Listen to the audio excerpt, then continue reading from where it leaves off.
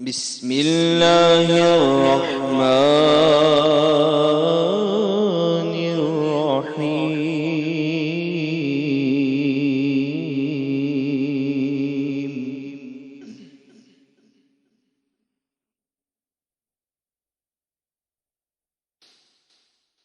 وَإِذَا سَأَلَكَ عِبَادِي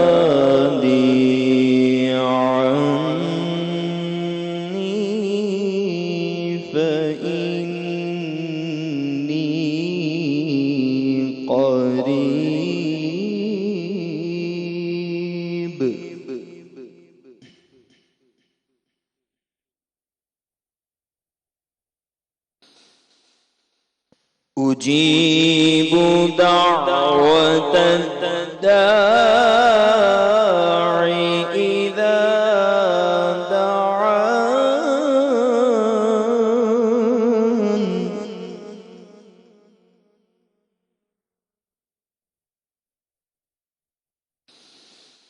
إذا دعاني فليستجيبوا لي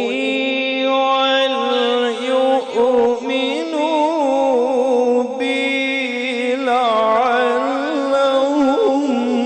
يرشدون.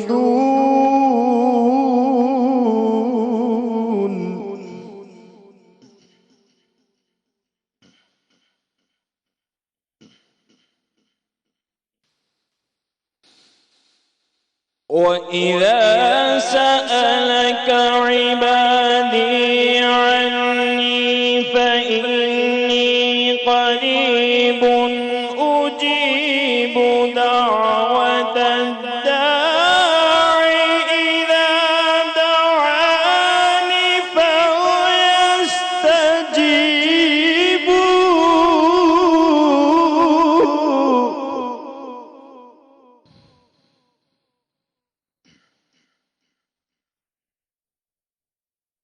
أجيب دعوة الداع إذا دعاني فليستجيبوا لي وليؤمنوا بي لعلهم يرشدون.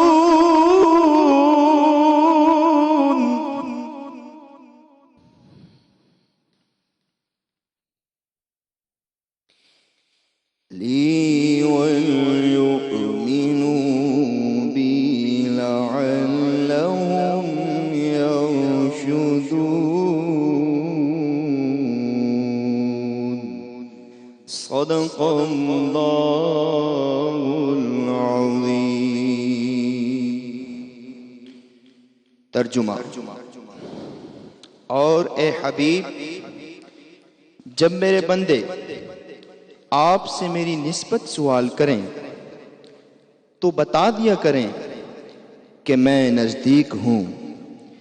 میں پکارنے والے کی پکار کا جواب دیتا ہوں. جب بھی وہ مجھے پکارتا ہے بس انہیں چاہیے کہ میری فرما برداری اختیار کریں اور مجھ پر پختہ یقین رکھیں تاکہ وہ راہ مراد پا جائیں. صدق اللہ العظیم.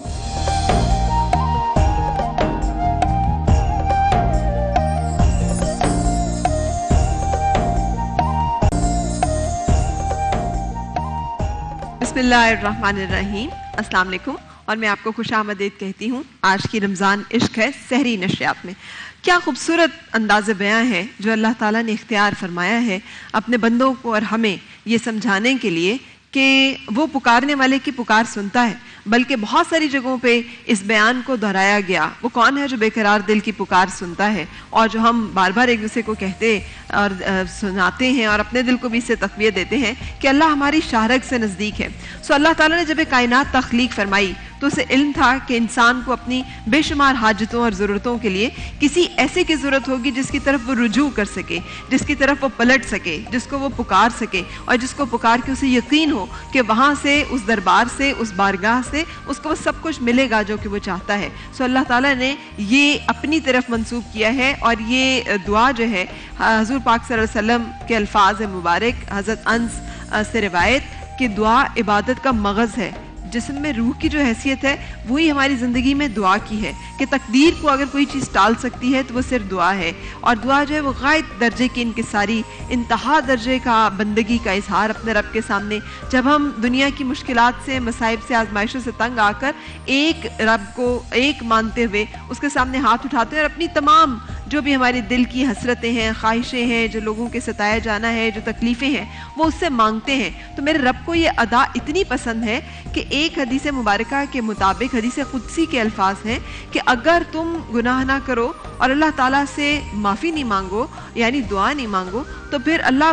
تمہارے بدلے ایسے لوگ لے آئے گا جو گناہ کریں گے اور اس سے رجوع کریں گے۔ سو اللہ تعالیٰ کو اتنا اچھا لگتا ہے، بھلے ہم گڑ گڑا کر، بھلے ہم چھپ کر، بھلے ہم ندامت کے آنسو بہائیں، اپنے گناہوں کی معافی مانگنے کے لیے اس کی طرف رجوع کریں، یا پھر ہمیں کوئی چھوٹی چھوٹی خواہشیں ہوں۔ ہم دیکھتے ہیں قرآن پاک میں مختلف انبیاء کی دعائیں منقول ہیں۔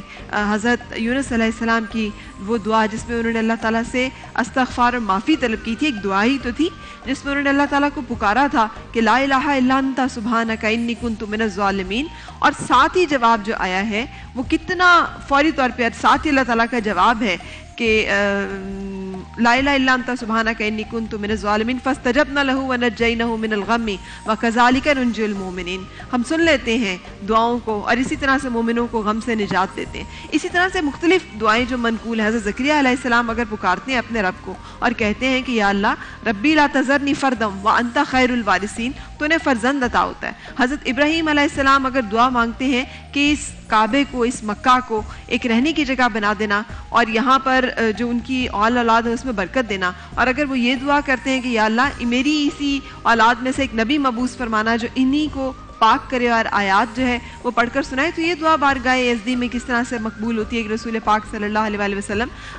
بنی اسماعیل میں سے آتے ہیں، مبعوث ہوتے ہیں۔ سو دعائیں اور ان کی قبولیت کا سلسلہ تو بہت پرانا ہے، ہمیشہ سے ہے، حضرت آدم علیہ السلام سے ہے۔ جب انہوں نے اپنے رب کے سامنے اپنی خطا کی معافی مانگی تھی، ایک دعا ہی تو تھی جب انہوں نے اپنے رب سے کچھ کلمات سیکھ لیے اور ان کلمات کے ذریعے سے اپنی خواہش کو، اپنی جو بھی ان کی منشا تھا، جو بھی ان کی کیفیت تھی، اس کو اپنے رب کے سامنے بیان کیا، اور رب نے اسے مقبول کر کے پھر کس طرح سے ان کے درجات بھی بلند کیے اور ان کی معافی جو ہے وہ بھی قبول کی۔ سو آج ہم نے اسی کے اوپر بات کرنی ہے کہ یہ دعا کے آداب کیا ہیں، اس کے طریقے کیا ہیں، اس کے اوقات کیا ہیں، اس کے الفاظ کیا ہونے چاہیے، اور اس کے تقاضے کیا ہیں، اور اس کے ساتھ ساتھ ایک شکوہ یا سوال جو کہ ہم سب کے ذہنوں میں رہتا ہے کہ ہم بھی بہت کچھ اپنے رب سے مانگتے ہیں لیکن ہمیں وہ سب کچھ ملتا نہیں ہے۔ سو بعض اوقات دل میں خیال آتا ہے کہ شاید ہم کچھ ایسا کر رہے ہیں کہ جس کی وجہ سے ہماری دعائیں نہیں سنی جا رہی ہیں اور قبول ہو رہی۔ تو اگر ایسا ہے تو ایسا ہونے کی وجوہات کیا ہو سکتی ہیں، اور کس طرح سے ہم بھی مستجاب الدعوات جو ہے وہ ہو سکتے ہیں اور یہ درجہ حاصل کر سکتے ہیں۔ سو آج ہم نے یہ گفتگو اپنے اسکالرس کے ساتھ کرنی ہے، جس میں میرے ساتھ ہمیشہ کی طرح ڈاکٹر جمیل لاٹور صاحب موجود ہیں۔ بہت شکریہ ڈاکٹر صاحب تشریف لے آئیے۔ مولانا صاحب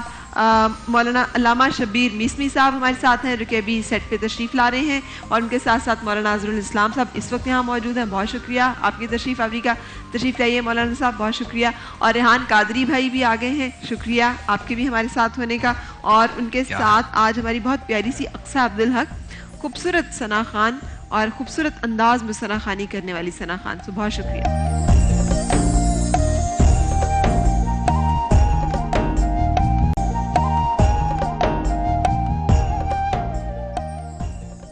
سرتاب قدم ہے تن سلطان زمن پھول، سرتاب قدم ہے تن سلطان زمن پھول، سرتاب قدم ہے تن سلطان زمن پھول، لب پھول دہن پھول زقن پھول بدن پھول، سرتاب قدم ہے تن سلطان زمن پھول، دندان و لب و زلف رخ شاہ کے فدائی، دندان و لب و زلف رخ شاہ کے فدائی، ہے در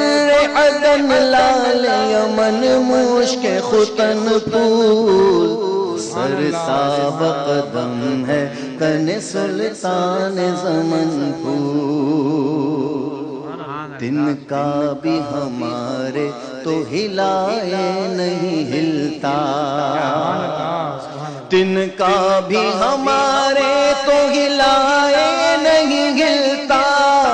تم چاہو تو ہو جائے ابھی کوہ محن پھول، تم چاہو تو ہو جائے ابھی کوہ محن پھول، واللہ جو مل جائے میرے گل کا پسینہ، کسی نے کہا مل جائے، کسی نے کہا مل جائے، دونوں ہی صحیح ہیں، جو بھی ہو جائے، واللہ جو مل جائے میرے گل کا پسینہ، تو مانگے نہ کبھی عطر نہ پھر چاہے دلہن پھول، مانگے نہ کبھی عطر نہ پھر چاہے دلہن پھول، دل اپنا بھی شیدائی ہے اس ناخن پاکا، دل اپنا بھی شیدائی ہے اس ناخن پاکا، اتنا بھی مہینوں پہ نہ اے چرخ کوہن پھول، اتنا بھی مہینوں پہ نہ اے چرخ کوہن پھول، لب پھول دہن پھول زقن پھول بدن پھول، کیا بات رضا اس چمنستان کرم کی، کیا بات رضا اس چمنستان کرم کی، کیا بات رضا اس چمنستان کرم کی، زہرا ہے کلی جس میں حسین اور حسن پھول، زہرا ہے کلی جس میں حسین اور حسن پھول، کیا بات رضا اس چمنستان کرم کی، کیا بات رضا اس چمنستان کرم کی، زہرا ہے کلی جس میں حسین اور حسن پھول، زہرا ہے کلی جس میں حسین اور حسن پھول، لب پھول دہن پھول زقن پھول بدن پھول، سبحان اللہ،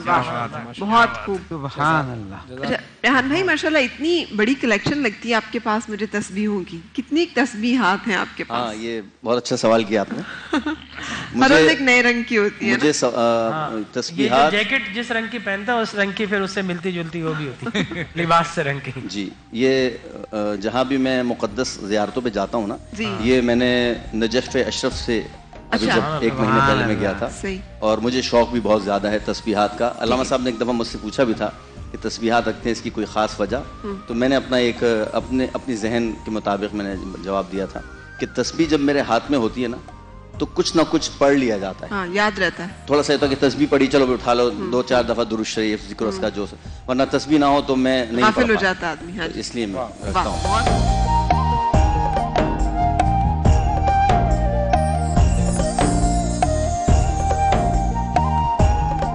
کی ایک صورت ہے،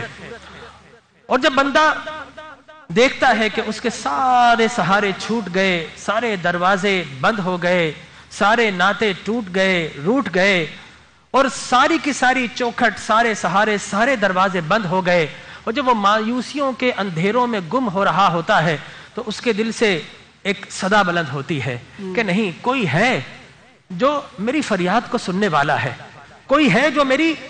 ساری حاجتوں کو پورا کرنے والا ہے، کوئی فریاد رس ہے، کوئی ہے جو میری رگے جان سے بھی قریب ہے۔ اور وہ کہتا وقال ربکم ادعونی استجب لکم، اے پکارنے والے مجھے کیوں نہیں پکارتا؟ میں جو ہوں تیری دعاؤں کو سننے والا، لیکن مجھے پکارے تو ادعو ربکم تضرعا وخفیا، بے چینی کے ساتھ، بے قراری کے ساتھ، اضطراب کے ساتھ، تڑپتے وجود کے ساتھ، دھڑکتے دل کے ساتھ، اپنی حضوری قلب کے ساتھ، اپنے ظاہر اور باطن کے ساتھ، اپنے پورے جسم کے روئے روئے اور رونگٹے کے ساتھ، جب عجز و انکسار کے ساتھ قعر مذلت میں ڈوب کر اپنی بندگی کا اظہار کرتے ہوئے اور میری عبدیت کا اقرار کرتے ہوئے جب مجھے پکارے گا تو تیری مایوسیاں ختم ہو جائیں گی، تیرے اندھیرے چھٹ جائیں گے، ایک ایسا نور طلوع ہوگا کہ تو پھر بے اختیار جبین نیاز کو بارگاہ بے نیاز میں جھکا کر واپس پلٹے گا۔ جب اپنے دامن کو پسار کر، اپنے ہاتھوں کو پھیلا کر جب میری بارگاہ سے اٹھے گا تو پھر وہ اندھیرے اندھیرے نہیں رہیں گے، پھر وہ بے قراری قرار میں بدل جائے گی، اور پھر وہ مایوسی استقامت میں بدل جائے گی، اور پھر تو وہ کھڑا ہو کر زندگی کے جتنے بھی جو تیرے وہ مسائل ہیں ان کے سامنے کوہ گراں بن کر کھڑا ہو جائے گا۔ لیکن اے بندے مجھ سے مانگ، تو میں یہ کہوں گا کہ دعا انسان کو مایوسی سے بچاتی ہے، قنوطیت سے بچاتی ہے، ٹینشن سے بچاتی ہے، ڈپریشن سے بچاتی ہے، اور دعا مانگنے والا کبھی ناکام و نامراد نہیں رہتا، کبھی مایوسیوں کے اندھیروں میں نہیں ڈوبتا۔ یقیناً دعا استقامت کی علامت بھی ہے، بقائے انسانیت بھی ہے، دوام انسانیت بھی ہے۔ تو انسان تو وہ ہے، اور دیکھیں انسان کتنا ہی طاقتور کیوں نہ ہو جائے، کتنا ہی توانہ کیوں نہ ہو جائے، انسان اپنی ضرورتوں کی تکمیل کے لیے ایک بلند و بالا ذات کا ہمیشہ محتاج رہا ہے، چاہے کوئی سکندر اعظم ہو، چاہے کوئی ہٹلر ہو، چاہے کوئی چنگیز خان ہو، کسی نہ کسی کے سامنے وہ ضرور جھکتے رہے ہیں۔ اور کیوں جھکتے ہیں؟ اس لیے کہ ساری ضرورتوں کو پورے کرنے والی ایک ہی ذات ہے جو مالک و مولا بھی ہے، مختار کل بھی ہے، اور ہر بندے کی رگے جہاں سے بھی قریب ہے۔ بس اس سے تعلق جوڑ لیجئے، اور تعلق جوڑنے کا جو نام ہے اسے دعا کہا جاتا ہے۔ صحیح۔ اچھا، لیکن علامہ صاحب، علامہ مصری صاحب، بعض اوقات ہماری دعائیں جو ہیں، ہم تو وہ جسے کہتے ہیں نا رب سے رب کو مانگنے کا درجہ تو ہمارا آتا ہی نہیں، ہم تو آٹے دال نمک روٹی رزق پانی اولاد صحت زندگی بیماری سفر بڑا گھر بڑی گاڑی انہی چیزوں کی اللہ تعالیٰ کے سامنے دعائیں جو ہے وہ کرتی رہتے ہیں۔ تو یہ دعا بھی دعا ہے، اور اس کا بھی وہی اجر و ثواب ہے جو رب کو پکارنے والے ہر پکارنے والے کو ملتا ہے، یا ہماری دعائیں ناقص ہیں؟ بسم اللہ الرحمن الرحیم، قل رب زدنی علما۔ آمین۔ بہت ہی خوبصورت اور شیرین اور بے موقع موضوع ہے۔ دعا در حقیقت بندے اور رب سے تعلق کا نام ہے، صحیح، اور اسی لیے اللہ سبحانہ وتعالیٰ نے فرمایا ہے ادعونی استجب لکم۔ اگر ہم کسی کو فون نمبر دے دیں کہ آپ ہمیں کال کر لیجئے گا، ہم آپ کو جواب دیں گے، ہو سکتا ہے ہم فون بند کر دیں، جی، ہو سکتا ہے ہم اس کی کال کو مس کر لیں، لیکن جب رب العزت فرماتا ہے ادعونی، مجھے کال کرو میں تمہیں جواب دوں گا، اور پھر آگے فرماتا ہے ان الذین یستکبرون عن عبادتی سیدخلون جہنم داخرین، اور میرے بندوں میں سے جو تکبر کرتے ہیں ان کو میں جہنم میں ڈال دوں گا۔ یعنی مانگو، نہ مانگنا تکبر کی نشانی ہے۔ حضرت امام جعفر صادق علیہ السلام فرماتے ہیں کہ تم چھوٹی سے چھوٹی حاجت بھی اللہ تعالیٰ سے مانگو اور بڑی سے بڑی حاجت بھی اللہ تعالیٰ سے مانگو۔ امام نے مثال دی، دسترخوان پہ بیٹھے ہو، سامنے نمک پڑا ہوا ہے، تم کہو اے اللہ مجھے نمک مل جائے، اس کے بعد اپنا ہاتھ بڑھاؤ، جب نمک ہاتھ میں آ جائے تو کہو اے اللہ تیرا شکر ہے کہ مجھے نمک مل گیا، اس لیے کہ تمہارے اس چاہنے سے کہ تم کو نمک چاہیے، نمک تک پہنچنے میں کتنی مصیبتیں آ سکتی ہیں، اچھا کتنی مشکلات آ سکتی ہیں، اور ہو سکتا ہے وہ نمک تمہاری قسمت میں نہ ہو۔ لیکن جب تم چھوٹی چیز میں رب تعالیٰ کو، جو آپ نے سوال کیا نا کہ چھوٹی چھوٹی چیز مانگتے ہیں، جب چھوٹی چیز میں تم مانگتے ہو اور تمہیں ملنا شروع ہو جاتی ہے تو پھر تمہیں بھی اور تمہارے بچوں کو بھی یقین آنا شروع ہوتا ہے کہ نہیں، اللہ رب العزت سنتا ہے۔ پھر جب چھوٹی چیزوں پہ وہ سن لیتا ہے اور بڑی چیز ہم مانگنے جاتے ہیں تو پھر وہ بھی عطا کر دیتا ہے۔ اچھا مولانا صاحب، ایک سوال آپ کے سامنے رکھتے ہوئے، بعض اوقات ہمیں لگتا ہے چھوٹی چیزیں فوراً سے عطا ہو جاتی ہیں۔ نعیم بخاری صاحب نے ایک دفعہ انٹرویو میں ان کا کر رہی تھی، انہوں نے مجھے ایک گفتگو بڑے سمجھانے کے انداز میں ایک لطیفہ سنایا، میں اس کو کوٹ کرتے ہوئے سوال جو رکھنا چاہوں گی کہ ایک شخص تھا، وہ بیٹھا ہوا تھا، کہتے ہیں اللہ میاں کیا دال کھانے کو روزانہ مل جاتی ہے، کبھی مرغ ملے کبھی کوئی چیز ملے تو وہ نہیں، تو انہوں نے کہا اس سے تو پھر اچھا ہے کہ موت ہی آ جائے۔ تو زلزلہ آ گیا، تو زلزلہ جیسے ہی آ گیا تو اس نے کہا یا اللہ پیڑیاں گلنا تو کنی چھیتی سننا ہے. سو بعض اوقات ہمیں لگتا ہے کہ ہم کوئی عام سی فرمائش کرتے ہیں تو وہ فوراً پوری ہو جاتی ہے. ہم کہتے بھی ہیں اس سے تو اچھا تھا کاش ہم نے فلاں مانگ لیا ہوتا, ہم اس سے تو اچھا تھا ہم فلاں چیز مانگ لیتے. تو میں یہ آپ سے کوٹ کرنا چاہ رہی ہوں کہ کیوں ہوتا ہے کہ ہمیں بعض اوقات ایسے ہی کہیں بھی کوئی چیز مل جاتی ہے اور جس چیز کے لیے ہم تڑپ تڑپ کے دعا کر رہے ہوتے ہیں وہ نہیں مل رہی ہوتی. سو ہم بریک کے بعد آپ سے اس کا جواب جاننا چاہیں گے, لیکن بریک کی پہلے اجازت چاہوں گی. سو بریک کے لیے رکنے کے بعد پھر